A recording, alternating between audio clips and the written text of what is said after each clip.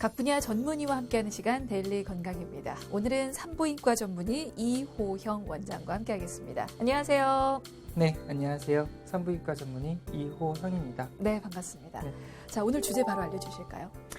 네, 오늘 주제는 이제 폐경이에 대해서 알려드릴 건데요. 폐경이라고 하는 것은 이제 난소의 기능이 떨어져서 더 이상 여성 호르몬이 나오지 않아서 생리가 없는 것을 폐경기라고 합니다. 이때는 여성 몸에 여러 가지 변화가 일어나고 문제가 생길 수가 있어서 관리와 치료가 필요한데요. 오늘은 그렇게 폐경기에 발생할 수 있는 문제들을 살펴보겠습니다. 네. 자, 오늘 주제는 폐경기 질환입니다. 여성분들이 폐경을 겪을 때 어떠한 문제들이 또 발생할 수 있는지 살펴보도록 하겠습니다. 자, 그러려면 먼저 폐경부터 좀 짚어봐야겠죠. 폐경이 정확히 어떤 상태를 의미하는 겁니까? 네, 폐경이라고 하면은 여성의 이제 난소가 있는데요. 자궁 옆에 난소가 두 개가 있습니다. 그 난소에서 여성 호르몬이 나오지가 않아서 더 이상 몸의 전반적인 기능이 좀 떨어지는 것을 의미합니다. 여기서 몸의 전반적인 기능이라고 하면은 이제 우울감이라든지 불면증, 그리고 얼굴이 화끈 달아오르고 가슴이 두근두근 되는 폐경기 증상, 그리고 골다공증 등이 심해지는 것을 말하고 있습니다. 근데 보통 우리가 50세 전후로 갱년기가 찾아왔다라고 얘기를 하는데 네. 그 폐경기와 갱년기는 이게 다른 거죠? 그래서 폐경기와 갱년기는 같은 말로 생각하시면 될 것 같습니다. 그래서 여성 호르몬은 단번에 한 번에 빡 줄어드는 것은 아니기 때문에 이제 조금씩 나이가 들면서 떨어지고 있습니다. 그래서 호르몬이 떨어지기 시작하고 나서부터 완전히 없어질 때까지를 우리가 이제 폐경 이행기라고 합니다. 폐경 이행기, 그리고 이제 폐경이 진행되는 폐경기, 그리고 폐경 이후의 시기를 모두 포괄하는 것이 다 갱년기라고 보시면 될 것 같습니다. 엄밀하게 말하면 같은 의미는 아니군요, 그럼. 네, 조금씩 차이는 좀 있을 수 그러네요. 있지요. 그러면 기간을 전체적으로 좀 놓고 보면 폐경기보다는 갱년기 기간이 훨씬 길겠군요. 네, 시간상으로 놓고 봤을 때는 폐경기는 이 갱년기 중에서 한 부분이라고 보시면 될 것 같습니다. 포함이 되는 겁니까? 그렇죠. 폐경기는 이제 갱년기는 전반적인 호르몬이 떨어지기 시작해서부터 완전히 없어질 때까지, 그때까지를 이제 갱년기라고 하고요. 그리고 나서 이제 폐경기는 생리가 없어지는 기간이 이제 폐경기라고 얘기를 하고 있습니다. 그러면 그 폐경이 되는 나이가 보통 평균적으로 봤을 때 몇 세 정도나 됩니까? 평균적으로 봤을 때 우리나라 사람들 같은 경우에는 조건 실컷 간에 50살 정도가 되면 이제 호르몬의 감소가 나타나게 됩니다. 이때에서는 호르몬의 감소로 인해서 안면도 이렇게 얼굴도 화끈화끈 달아오르는 그런 안면 홍조 증상이 있고요. 가슴도 두근거리는 증상이 있고 열이 확 오르는 증상, 이런 증상들이 나타나게 되는데요. 이 시기를 갱년기라고 하고요. 이 시기에는 또 호르몬의 감소로 인하여 생리가 없어지는 시기를 또 폐경기라고 하고 있습니다. 그렇군요. 근데 사실 40대 때도 폐경을 맞는 분들도 계시고 때에 따라서는 한 60 거의 가까이 돼서도 좀 폐경 맞는 분들도 계시지 않습니까? 네, 이것은 사람들마다 조금씩 다르긴 한데요. 물론 45세 폐경이 오시는 분들도 있고 55까지 생리를 하시는 분들도 있습니다. 근데 평균적으로 봐서 우리나라 사람들은 50세 정도를 보고 있습니다. 조기 폐경을 하는 분들이 그러면 한 30, 40대에 하는 분들이라고 좀 생각을 하면 될까요? 네, 조기 폐경은 이제 40세 이전에 폐경이 되는 것으로 얘기를 하는데요. 가장 많은 원인으로서 이제 유전적인 원인이 가장 많은 원인을 차지하고 있습니다. 그 중에서 이제 대표적인 것으로서는 X염색체 이상인 터너 증후군이 있을 수가 있고요. 또한 자궁경부암이라든지 난소암 같은 경우에서 방사선 요법이라든지 항암 요법을 받은 경우에서도 난소의 기능이 전반적으로 떨어져서 일찍 폐경이 되는 수도 있고요. 또한 자궁이나 난소 쪽에 수술 받은 경우에서도 자궁 난소 쪽으로 가는 혈류가 좀 줄어들어서 폐경이 조금 일찍 되는 수도 있습니다. 근데 전문의들은 조기 폐경도 치료를 받으라고 얘기를 하더라고요. 그 얘기는 조기 폐경이 됐을 때 어떠한 문제가 생길 수 있기 때문에 또 그렇게 말씀하시는 것 같은데 원래보다 좀 일찍 폐경이 되면 어떤 일들이 생길 수 있습니까? 네, 조기 폐경이 되게 되면은 이제 여성 호르몬이 나오지 않기 때문에 아까 말씀드린 그런 폐경기 증상들뿐만 아니고 여러 가지 재반 증상들이 생길 수가 있습니다. 그 중에 하나가 골다공증인데요. 폐경이 되면은 갑자기 골밀도가 낮아지게 돼서 뼈가 잘 부러지게 됩니다. 그 중에 한 부분이 이제 손목이라든지 척추라든지 혹은 허벅지뼈를 수가 있는데요. 이런 척추라든지 손목 뼈 같은 것들이 잘 부러지게 되면은 뭐 일상생활에 있어서 뭐 큰 문제를 일으키거나 그러진 않지만 특히나 이 허벅지 뼈가 부러지는 경우에서는 우리가 움직이지를 못하게 됩니다. 그래서 심한 경우에서는 사망에까지 이르기도 합니다. 아, 그렇군요. 지금 사망에까지 이르는 건 약간 극단적으로 좀 설명을 해주신 것 네. 같은데 지금 폐경이라는 그 자체는 어쨌거나 여성 호르몬이 분비가 되지 않는 시기인 거잖아요. 네. 그로 인해서 골다공증이 생길 수 있다고 하셨어요. 네. 그러면 여성 호르몬의 역할은 무엇인지도 좀 궁금해지거든요. 뼈에 관여를 하는 겁니까? 어떻습니까? 여성 호르몬 같은 경우는 여성의 2차 성징에 영향을 미칩니다. 즉 여자를 여자답게 만들어준다고 생각하시면 될 것 같은데요. 그래서 비뇨생식기 쪽에 작용을 해서 자궁이라든지 난소 쪽 발달에 좀 영향을 미치고 유방 그리고 피하 지방에도 영향을 좀 미칠 수 있습니다. 그러면 폐경기 전에 여성 호르몬이 좀 평균보다 부족할 경우에는 어떤 문제가 생길 수 있습니까?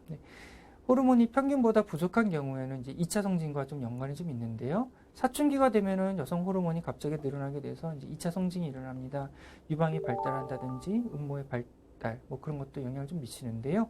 여성 호르몬이 좀 적다 보니까 아무래도 조금 그런 2차 성징에 영향을 미쳐갖고서는 유방의 발달이 조금 덜하다든지 아니면 음모라든지 그런 부분에 대해서 발달이 조금 적게 되는 부분도 있습니다. 알겠습니다. 자, 폐경으로 인해서 겪을 수 있는 문제점들 좀 짚어보고 있는데요. 사실 여성이라면 폐경은 피해갈 수 없는 관문인 거잖아요. 네. 네, 그러면 이제 여성이라면 무조건 폐경기에 여러 가지 문제를 겪을 수 있는 건지 개인차가 좀 심한 건지 좀 궁금한데요. 네, 제가 봤을 때 이제 아까 말씀드렸던 대로 50살 정도면 이제 폐경이 온다고 그랬는데요. 그때 느끼는 증상들은 사람들마다 조금씩 좀 다른 것 같습니다. 네. 그래서 폐경이 됐다고 그래서 뭐 그런 폐경의 증상들 굉장히 심하게 느끼시는 분들도 있어요. 심지어 뭐 얼굴 너무 화끈해서 빨갛고 네네. 달아오른다고 그래서 뭐 일상생활을 하기 조금 힘들다 그러시는 분들도 있고 뭐 아무것도 느끼지 못하고 그냥 뭐 잘 모르겠어 하시는 분들도 있고 그건 개인마다 좀 차이는 좀 있는 것 같습니다. 그렇군요. 사실 저도 먼 훗날 겪을 일이기 때문에 네. 주의 깊게 좀 듣고 있는데요. 사실 걱정이 됩니다. 이제 그런 얘기를 들으면. 네. 그렇다면 어떤 증상들로 좀 나타나는지도 좀 여쭤볼까요? 먼저 안면 홍조, 얼굴이 이렇게 화끈화끈 달아오르고 열이 확 오르는 그런 증상들이 있을 수가 있고요. 또한 가슴도 좀 두근두근 되는 분들도 많이 있습니다. 또 식은땀도 난다고 많이들 호소를 하시고요. 그 외에 이제 질건조증 그리고 방광염 같은 증상들도 많이 생기고요. 골다공증도 잘 생깁니다. 네, 이게 나타나는 증상이 워낙 광범위해서 네. 혹시 말씀해 주신 그 증상들 중에 가장 흔하게 좀 많이 발생하는 어떤 증상들이 있습니까? 많이들 호소하시는 증상으로 봐서는 이제 안면 홍조, 얼굴도 아. 많이 화끈화끈 달아오르신다고 하고요. 가슴도 두근두근되고 식은땀도 나요 하고 오시는 분들도 굉장히 많이 있고요. 네, 그게 제일 흔한 것 같습니다. 그렇군요. 네. 그 어떤 분들은 약간 우울증이라든지 네. 불안함 같은 걸 또 느끼시는 분들도 있다라고 제가 들었는데 어떻게 보면 그런 것들도 호르몬의 변화 때문에 생기는 어떤 증상들일까요? 그렇죠. 아무래도 정신적인 증상으로는 이제 우울감, 그리고 초조함, 무력감, 그리고 건망증도 있을 수가 있고요. 성욕 소실 등을 또 들 수 있습니다. 이것은 뭐 갑작스럽고 급심한 호르몬 농도로 기인하는데요. 호르몬 잘 나오던 것이 갑자기 떨어지니까 그렇게 느끼실 수도 있습니다. 또한 이제 여성 심리적으로 내가 이제 생리 안 하니까 여자로서 끝났구나 하는 상실감을 통해서 그런 것들도 우울해지는 분들도 많이 있고요. 또한 뭐 야간 발한 혹은 뭐 안면 홍조로 인해서 수면 장애를 많이 호소하시는 분들도 있어서 잠을 잘 못 주무시게 되면은 아무래도 초조하고 건망증 그런 것들도 많이 생길 수가 있지요. 그래서 이제 가벼운 우울증 같은 경우에는 호르몬 치료로 많이 좋아질 수는 있지만 심한 경우에는 정신과 치료가 필요한 경우도 있습니다. 말씀하셨던 그 증상들이 심하게 앓고 지나가는 분들은 치료를 받는 게 좋습니까? 네, 호르몬 치료가 사실 별다른 건 아니고요. 네. 매일매일 하나씩 먹는 약입니다. 그래서 이런 것들 많이 드시다 보면은 그런 증상들, 폐경기 증상들을 많이들 굉장히 많이 좋아졌다고 호소하시는 분들도 많이 있습니다. 그렇군요. 이것도 어떻게 보면 치료를 받아야 되기 때문에 치료 전에는 검사가 혹시 시행이 돼져야 되나요? 네, 폐경기 아까 말씀드렸던 대로 네. 호르몬 치료를 받기 위해서는요. 그 전에 이제 검사를 몇 가지 받으셔야 하는데요. 그 중에 하나가 이제 유방암 검사, 자궁암 검사, 그리고 자궁 초음파 검사도 같이 받으시는 것이 좋을 것 같습니다. 그 외에 또 간 기능 검사라든지 아니면 뭐 간 초음파 같은 것도 받으시면 좀 더 도움이 됩니다. 그런 검사들은 왜 받는 겁니까? 호르몬 치료를 한다고 그래서 뭐 유방암의 빈도가 늘어나거나 그러지는 않지만 이제 유방 쪽에 혹이 있는 경우에서 조금 더 커질 수 있기 때문에 유방암 검사는 반드시 잘 받으셔야 되고 그 외에 질출혈이 있는지 혹은 뭐 자궁 내막 그쪽을 잘 확인하기 위해서 질 초음파도 같이 받으셔야 되고요. 또 이 호르몬 약들 같은 경우는 간에서 또 대사가 되는데요. 그렇게 간 기능은 또 괜찮은지를 먼저 확인해 보기 위해서 콜레스테롤 검사라든지 혹은 간 기능 검사를 같이 하기도 합니다. 그렇군요. 네. 그러면 그런 폐경기에 나타나는 증상들을 호소하시는 분들께는 산부인과에 내원을 하면 어떤 치료들을 좀 시행을 하십니까? 우리가 이제 호르몬 치료라고 그러면 사람들이 많이들 걱정을 많이 하시는데요. 사실 별다른 것은 아니고요. 호르몬 약입니다. 호르몬 약을 그냥 하루에 하나씩만 드시면 되는데요.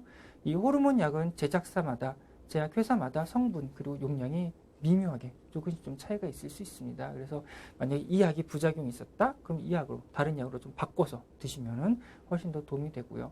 그리고 또한 요즘 호르몬 치료에 많이 거부감을 느끼고 많이 걱정을 많이 하시는 경우가 굉장히 많이 있습니다. 그래서 이런 경우, 만약 호르몬 치료에도 불구하고 또 폐경기 증상이 많이 지속되는 경우에서는 생약 성분의 약을 많이 또 추가할 수도 있고요. 네. 근데 저 같아도 좀 무서울 것 같은데 왜냐하면 부작용 얘기가 좀 나와서 이게 진짜 괜찮은 겁니까? 호르몬 치료? 호르몬 치료를 받으면은 또 이렇게 주위에서도 굉장히 얘기가 많아요. 네. 이 약을 먹으면 뭐 암 생긴다부터 맞아요. 뭐 그 약을 왜 먹냐, 뭐 조금 네. 참고 말지 하는 분들이 많은데요. 견뎌내야지 뭐 이런. 네. 네, 그래서 그게 어느 정도 맞고 또 어느 정도 틀린 얘기입니다. 그래서 많은 분들이 걱정하시는 게 이제 유방암 걸린다는 얘기를 또 많이 하시는데요. 네. 사실 그 이야기는 미국 데이터를 기본적으로 하고 있습니다. 미국 데이터인데 그 미국 사람들은 전반적으로 우리나라 사람들에 비해서 훨씬 더 뚱뚱하고요. 첫 번째. 네. 그리고 그 데이터의 한계점이라고 그럴까 하는 것들은 나이가 많은 사람들, 65세 이상을 대상으로 했습니다. 그렇기 때문에 이런 사람들은 이 유방암에 우리나라 사람들 훨씬 더 잘 걸리는 그런 군을 갖고서는 검사를 했기 때문에 아무래도 유방암 빈도가 조금 더 높게 나온다는 그런 보고가 되어 있습니다. 그런데 우리나라 사람들 같은 경우에서는 뭐 우리나라 사람들 대상으로 아직 조사한 바는 없지만서도 호르몬 치료를 한다고 해서 유의하게 유방암의 빈도가 늘어난다는 증거는 없습니다. 그리고 또한 의료비가 뭐 미국처럼 많이 비싸거나 그렇지 않기 때문에 유방 검사를 잘 받으시면서 호르몬 치료를 하시는 것이 삶의 질적인 면에서 조금 더 도움이 될 것 같습니다. 그러면 호르몬 약을 먹으면 유방암 발생 확률이 높아진다라는 얘기가 있긴 한데 그건 우리나라 사람들에게는 해당하지 않는 걸까요? 어떻습니까? 우리나라 사람 같은 경우에는 그게 호르몬 치료가 한다고 해서 유방암 빈도가 늘어난다는 증거는 없습니다. 네. 네, 학회 같은 데 가서도 아직까지 뭐 그런 빈도는 없기 때문에 안심을 하셔도 될 것 같은데요. 그렇다고 뭐 100% 안 생깁니다는 아니기 때문에 네. 유방 검사만 잘 받으시면은 그러면서 이제 호르몬 약 드시면 될 것 같습니다. 그렇군요. 네. 이게 그러면 호르몬 치료는 치료 기간을 어느 정도로 좀 잡아야 될까요? 뭐 언제까지 먹어야 된다 하고 사실 정해진 바는 없습니다. 네. 그렇지만 이제 폐경이 시작하고 나서부터 초기사 10년 정도. 10년. 네, 그래서 한 50살 정도에 시작을 하기 때문에 60살 정도까지는 먹어주는 것이 조금 좋겠다고 하는 것이 전반적인 학회 의견인데요. 처음에 드실 때는 호르몬을 내가 왜 먹지? 이거 뭐 먹어도 되나? 먹어도 아무 효과가 없는데 하시는 분들이 있습니다. 근데 네네. 지금을 바라보고 드시는 건 아니고요. 분명히 10년 뒤에서는 복용한 군과 복용하지 않은 군과의 차이는 분명히 있습니다. 그러니까 그건 증상이 심했을 때 지금 10년간 복용을 해야 한다는 말씀이신 증상이 거죠? 심하지 않더라도 그래요? 네, 증상이 심하지 않더라도 골다공증의 위험을 조금 감소시키기 위해서 우리가 이제 호르몬 치료를 합니다. 네. 아이고 놀랐네요. 저는 한 6개월 말씀하실 줄 알았는데 10년 말씀을 하셔가지고 골다공증도 한번 짚어볼까요? 그럼 사실 폐경기에는 뼈가 약해지는 문제로 골다공증 좀 조심을 하셔야 된다고 좀 말씀을 하셨잖아요. 네. 그러면 호르몬 치료와 더불어서 골다공증도 치료를 받아야 할까요? 먼저 골다공증 검사를 한번 해보시는 것도 좋긴 합니다. 그래서 그렇군요. 처음에는 물론 골다공증이 없을 것 같지만 폐경이 지나고 나서 이제 생리가 끊어지고 여성 호르몬이 안 나오다 보면은 그 뼈가 금방 네네. 약해집니다. 네. 그래서 골다공증 치료도 한번 같이 받으시는 게 좀 좋을 것 같은데요. 우리나라 사람들 같은 경우에는 이제 칼슘제하고 비타민 D도 같이 복용하는 게 좋습니다. 특히 비타민 D 같은 경우에서 비타민 D가 뭐 충분한 경우는 남녀에서 각각 13.6%, 6.7%로 대부분은 결핍 또는 부족 상태이므로 비타민 D도 같이 복용하시는 것이 좀 좋습니다. 네, 알겠습니다. 자, 그렇다면 마지막으로는 이 질문을 좀 드려야 될 것 같아요. 사실 폐경기 이겨내야지 하는 마음으로 그냥 아무리 증상이 심해도 그냥 또 이겨내시려고 노력하시는 분들이 계셔서 폐경기 관리가 왜 필요하고 중요한지 그 이유를 좀 정리해 주시면 좋을 것 같은데요. 네, 그래서 우리나라도 이제 평균 수명이 좀 늘어남에 따라서 폐경기 이후의 삶이 굉장히 좀 중요해졌습니다. 실제로 폐경기 이후에 한 30년 정도의 삶이 남아있는데요. 남아있는 생을 또 건강하게 살기 위해서 그 폐경기 관리가 굉장히 중요하다고 저는 생각이 듭니다.